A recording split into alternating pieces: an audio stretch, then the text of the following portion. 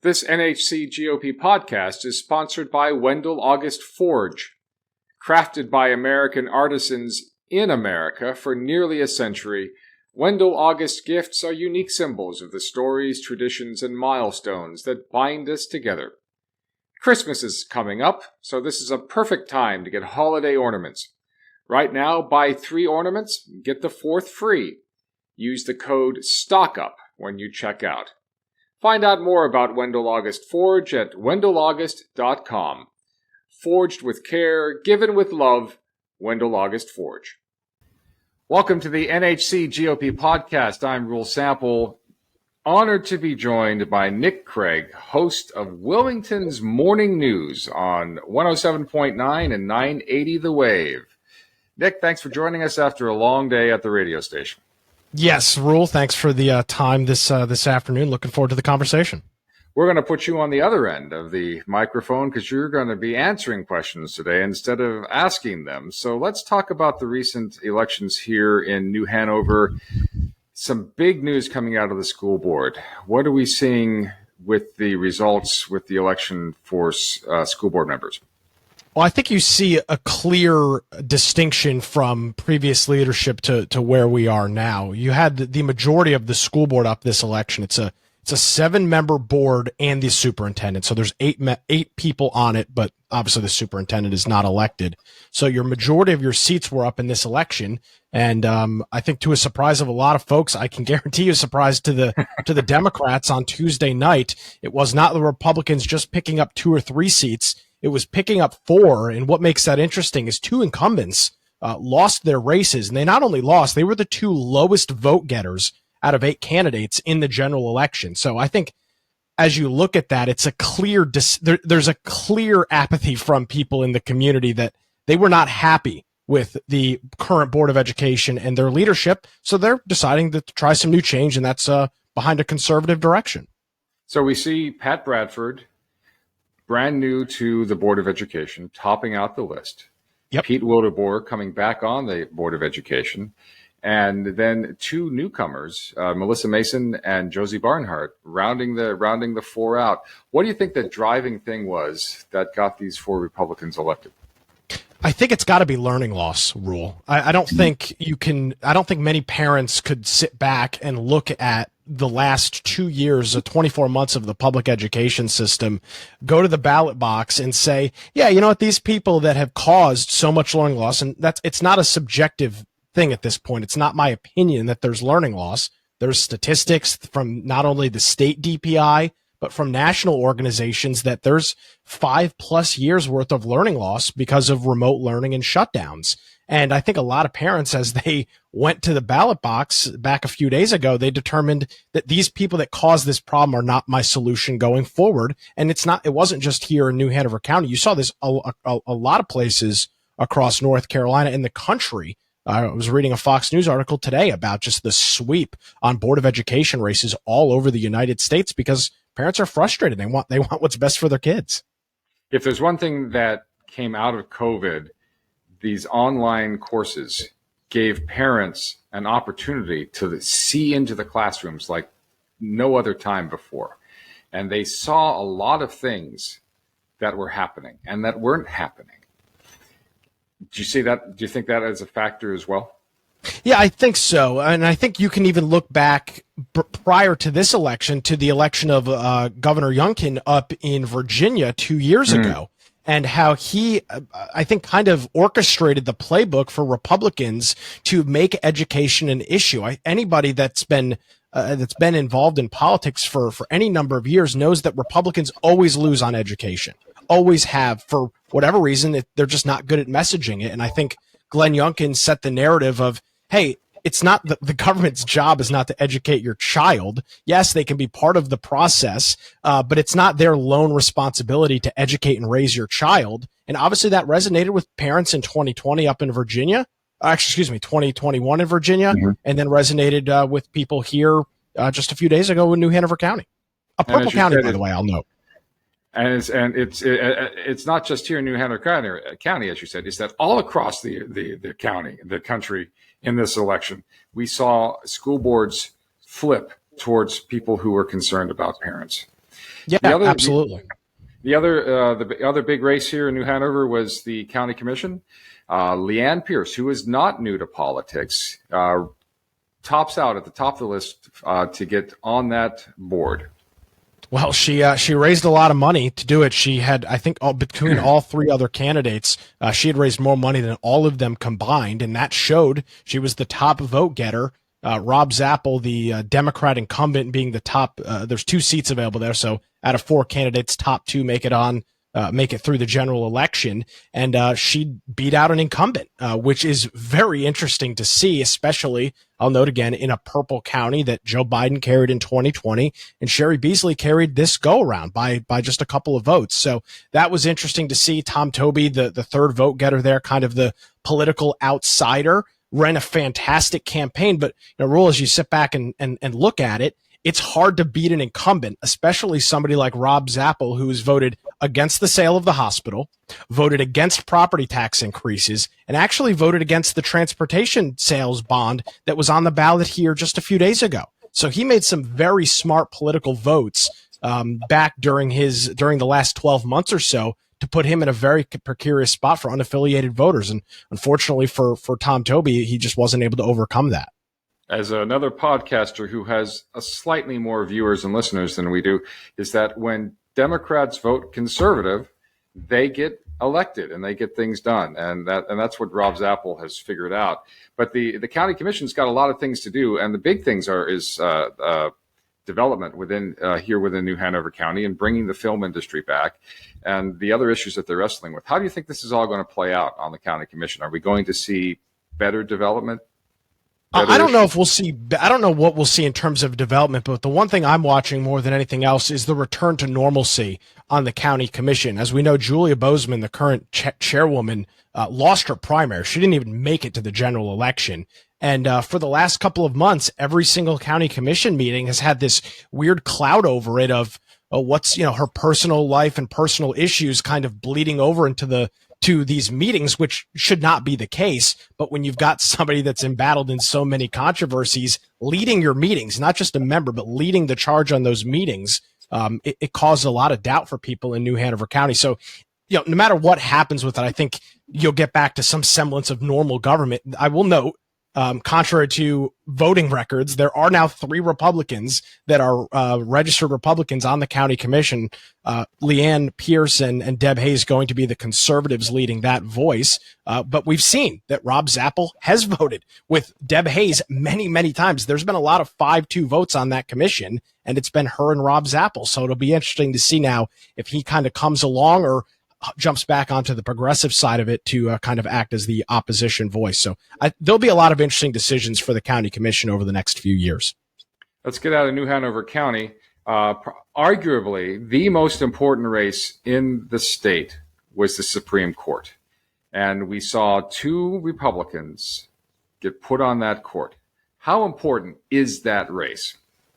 If you were frustrated Tuesday that you went into your voting location and there was a big sign plastered on the door that said no cell phones and no IDs required, which a majority of North Carolinians are in favor of, they voted for it back in 2018. The reason that has not happened, the reason that your vote in 2018 to put voter ID on the state Supreme Court or on the state constitution has not happened is because of the North Carolina Supreme Court. It's currently a 5-4 Democrat controlled board, and every single decision has gone party line vote. Every single vote in the Supreme Court, every decision has been 5-4 D's versus R's. And the interesting thing about this is, here's an interesting fact for you. Since 2019, statewide judicial candidates have gone 15 for 15. That's not an accident, Rule. That's obvious that individuals are looking and want conservative judges. They don't want individuals legislating from the bench. And North Carolinians, again, purple state, a lot of unaffiliated, a lot of Democrat voters, they side with conservative judges. And not only was it a big win for Richard Dietz, but Trey Allen unseated Sam Ervin Jr., a current sitting Supreme Court justice. That is a huge win for the Republicans. And those races weren't even close. We're talking 3 or 4 points in a statewide race. That's a huge landslide for the Republicans. One of the major differences, we call these judges Republicans and we call them conservatives, But what they really are constitutionalists, is that they're going to look at the Constitution of North Carolina and see if the law works. And the result of that just might be they might rule against their own party at times. But what we want them to do is to look at the law as it stands and not make their own laws. Correct. And again, legislation from the bench. And one of the phrases that's become very popular in North Carolina is sue till blue. We've seen it with redistricting. We've seen it with the Supreme Court, with voter ID. We've seen it with felon voting. All of these various things just get embattled in these long-term legal battles. Voter ID has been caught up in legal battles for 4 years now, and it eventually makes its way to the Supreme Court. The Democrats seemingly always siding against the citizens of North Carolina, and then now you've got some cases like redistricting that are going to the U.S. Supreme Court, which is really interesting. But for the Democrats that have used the courts as their essentially another branch or arm of the legislative body, this is a big loss for them. They will no longer be able to just get things to the Supreme Court and have the Democrat justices do their bidding.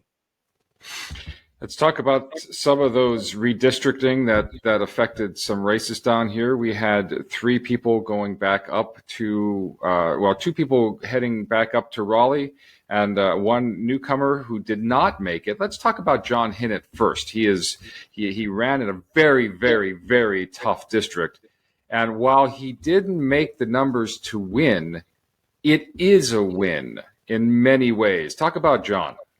Well, let me say this first. I'm not one of these people that's going to sit here and say, oh, even though we lost, there's still this silver lining and you shouldn't be disappointed. No, when you lose, it sucks. Nobody likes to lose. And when you have a candidate like John Hinnant, who worked arguably harder, and this is not a dig on any other candidate, I'm not sure that anybody could worked as hard as John did. He door knocked weekend after weekend, phone calls, events, fundraisers. I don't know of anybody that worked as hard as him, and that's not a dig on the other candidates.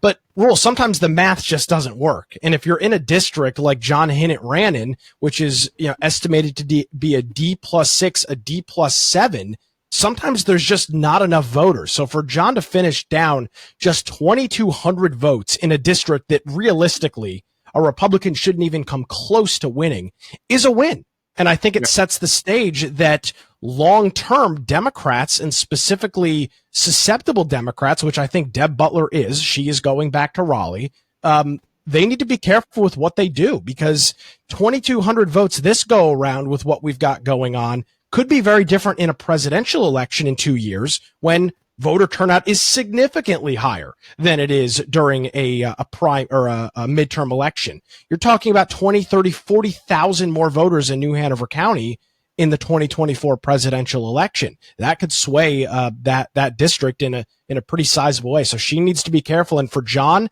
he ran an unbelievable campaign. And if I had to guess, I'd say he's not going to be going anywhere anytime soon. I think he wore out about 5 sneakers as he talked to people, because he was out door knocking every day. But we did send 2 people back, Ted, Charlie, heading back to the North Carolina House. Yeah, Ted Davis's race was a lot tougher this go around than in years past. As we talked about earlier, redistricting shifted some of the more Republican areas from Ted's district to Deb Butler's district.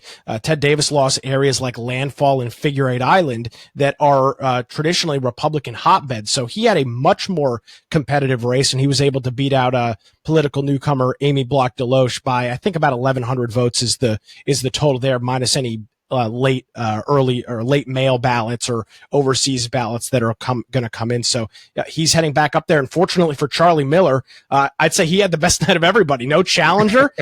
He ran unopposed in the primary and, was able to use his money during the general and his influence during the general to help push some of these other candidates across the line, like Ted and like helping John and trying to get him up in Raleigh. So a big win for both of those House members here in New Hanover County.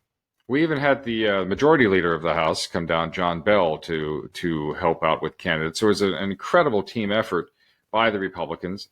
For the Senate, probably the one who faced the biggest amount of money coming in was Michael Lee.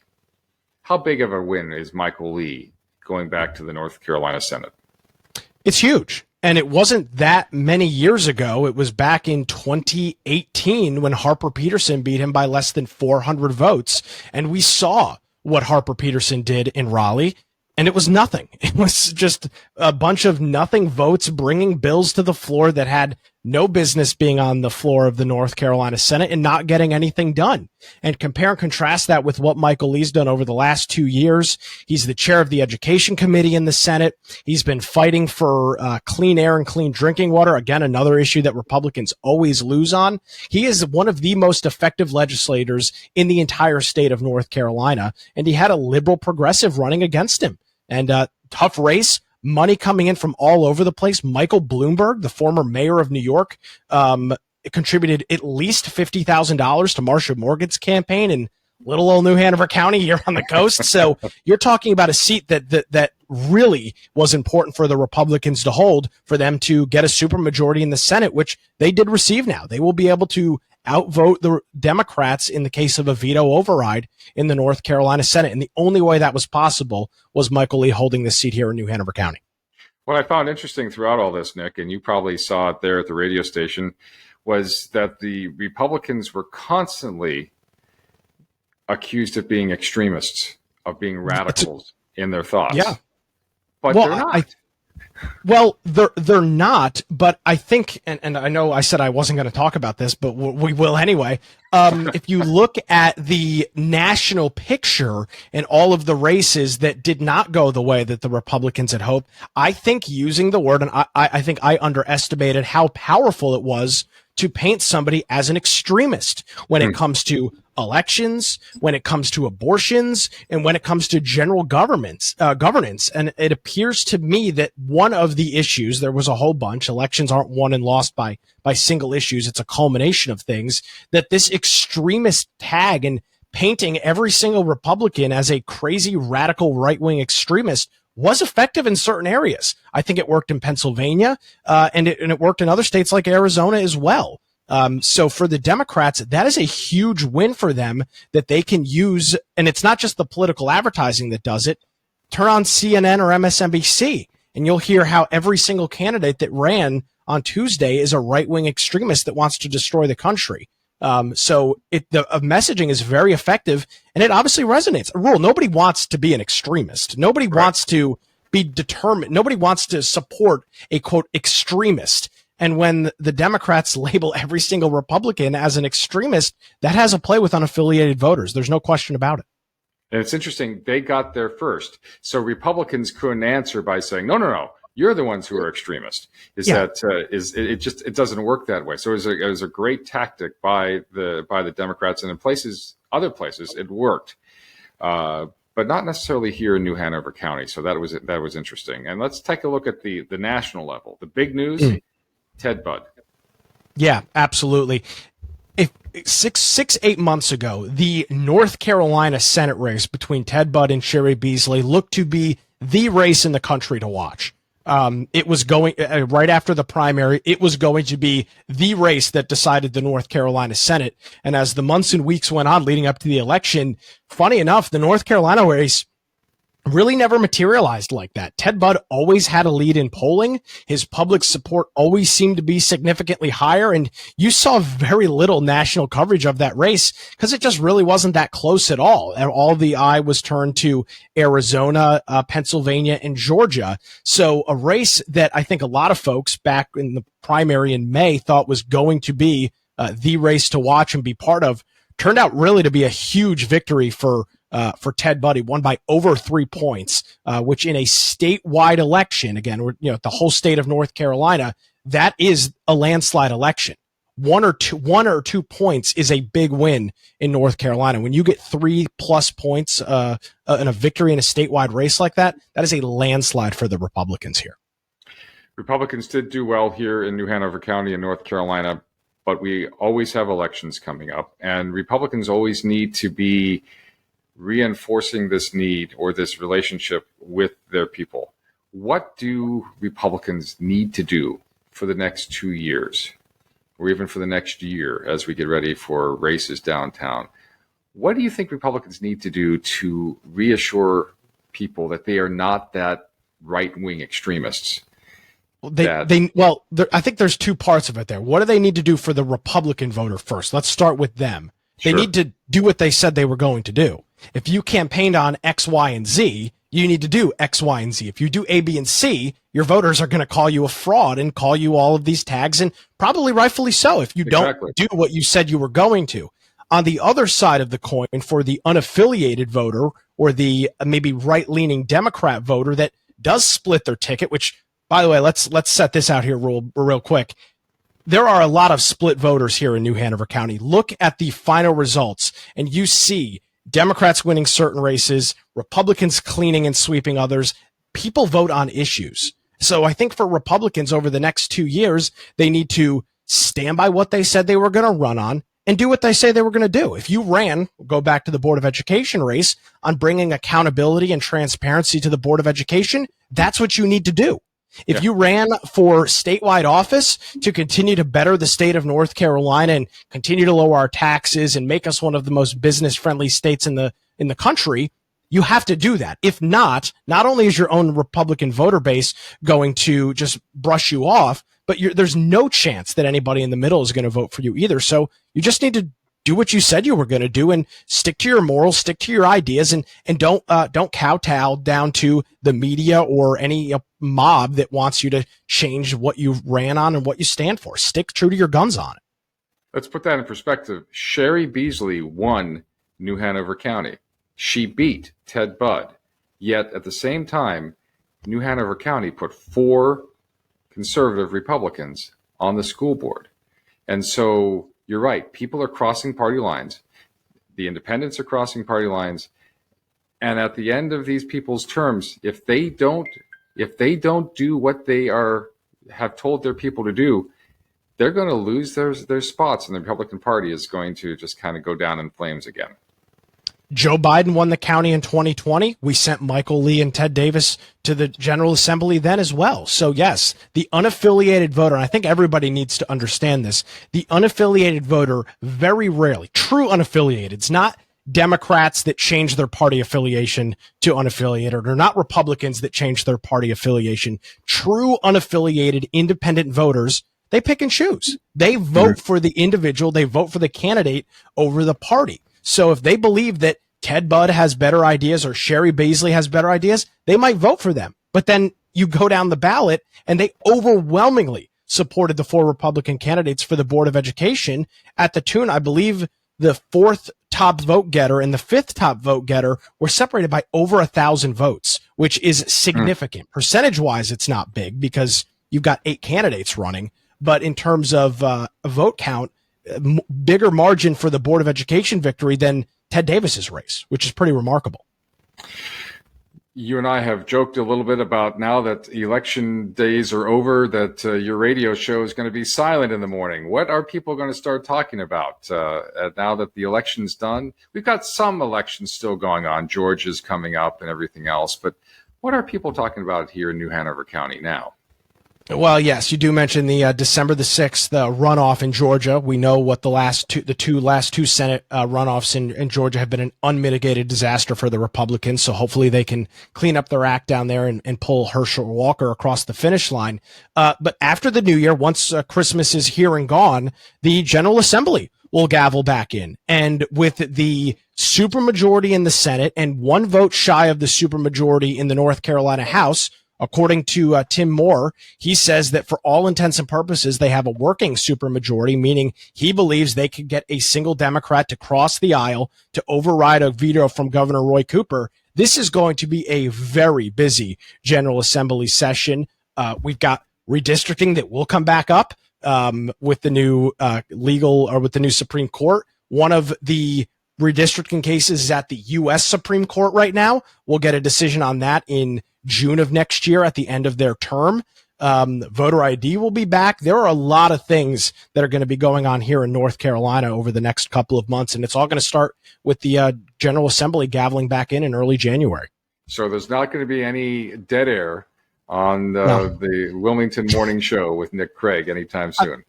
it's my alarm has failed me once or twice, so I can't promise no dead air. But in terms of content, no, there's going to be plenty of stuff to talk about. And then, it won't be long before we really start talking about the 2024 presidential election. Give it a couple of months into the new year, and that's going to be the hot topic. Then you'll have a whole bunch of candidates on both sides of the political aisle all trying to jive for the nominations from their party. And it'll be a very interesting. The next 24 months or so will be very interesting in terms of politics here in the country. Nick Craig, how can people get a hold of you if they want to leave comments or show suggestions or just yell at you in general? Well, yell at me. We got plenty of those people. They call into the program all the time. You can tune in live from 6 to 9 o'clock every weekday morning. We'll cover the latest ongoings in the state and nationwide. There's a podcast of the show as well. You can find it at your favorite podcast app. Search for Wilmington's Morning News or visit our website, 980WAAV.com or nickcraig.com, and find the podcast version of the show each and every weekday. Nick Craig, a wealth of information. He's got his finger on the pulse of not only Wilmington, but New Hanover County in North Carolina. Thanks a lot for being here. Thanks, Ro. Appreciate the invite.